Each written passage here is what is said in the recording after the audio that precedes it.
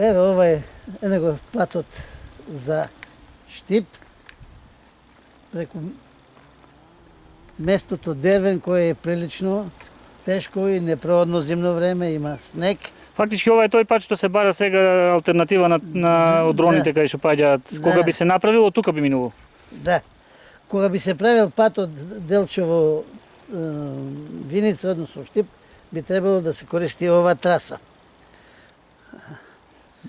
Нешто друго за самото тука област Косово Дабије, за местото, зошто е значено, навистина на интересна локација. Селото не е многу старо, некаде податоци имам најдено дека прв пат се доселиле околу 1700 година една фамилија од Прилепско, од Мариово. Човекот имал проблем со власта, убил некои турски даночник и морал да избега од тогашниот битолски вилает во овој тука, ова место припаѓало пред Софискиот вилает. И по тогашните закони, чим поминеш во друг, штом поминеш во друг вилает, не те бара никој. За разлика од сега што Интерпол бара секаде.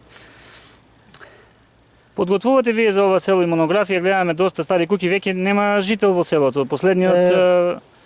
Селото, кога јас бев дете, имаше 27 куќи, во секоја куќа по 10 па и повеќе жители, деца и возрастни, значи имаше над 270 жители. Сега, до месец септември имаше само еден жител, кој исчезна и после 2 месеци го најдоа, еве малку подолу, односно најдоа делови од неговото тело. Дали човекот умре од природна смрт или беше искасан и изеден од животни, тоа не ми е познато. Сега во селото нема ниту еден постојан жител. Во летно време се враќаат помалку секојдневно или преку ден и престојуваат тукашни жители, односно нивни потомци. Пат има 1100 метра асфалтиран, а уште 2000 метра нема доволно пат. Струја има, вода, секоја мала, бидејќи селото од разбиен тип, секоја мала има свој локален водовод, но тоа не е доволно за по-современ начин на живење. Така. Ако има нешто што не прашавме? Па, јас од таму се наоѓа Шопска мала, еве горе на цртот. До Делчево има 6 километри. Да кажем и за таа историја, како дете кажавме додека доаѓавме наваму, како столеле пешки до училиштето. 6 километри и во другиот правец 12. Бидејќи школото имаше само до 4-то одделение, немаше деца, а и школа немаше. Школото беше во приватна куќа. 5 одделение, односно од 5 до 8, половина осмолетка, заврши во Делчево и гимназија. Дневно поминував по 12 километри, имаше многу снегови, студови, но младост, а за наша среќа одевме на школа и во сабота. За разлика сега што не се учи ни во другите денови, а не во саботи.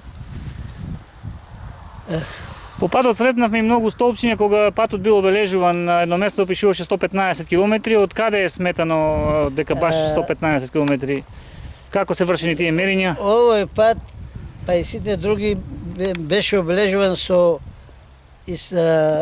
од камен, изделкан камен, со впишана километража на секој километар, а на средината на секој половина километар имаше помал камен и пишуваше само 5, бројот 5. Така, ова мерење на километража од Велес, не од Скопје, и веројатно низ цела Македонија така било. Се уште тие стојат. Така, на две места ги сретнавме, така? Со 115 километри, а друго покрај патот, секојаш за 1 мај се врши кречење со вар по големите карпи, потоа дрвја, се садеа јаболки и сето тоа беше малку дотерано, значи 1 мај и мора да се обелат по мазните, по големите карпи и мостовите, но тоа денес веќе е се запустено. Патот помина од другата страна на Брегалница, од десната, гледано по течението. Уште во исто така за 1. мај 72 година и практично животот се пренесе од другата страна. Циркулацијата, односно движењето на граѓаните. Овде остана тоа како запустено место, заборавено од сите. Така, ќе прочитаме за тоа многу повеќе во вашата монографија, кога би ја очекувале да излезе? Па јас сум собрал, надам се дека еве ова до летово ќе биде монографијата. Имам ги податоците што сум можела сум нашол. Фотографии од сегашни, фотографии од постари времења. Многу малку може да се најдат податоци за кој се одабие во било кои книги.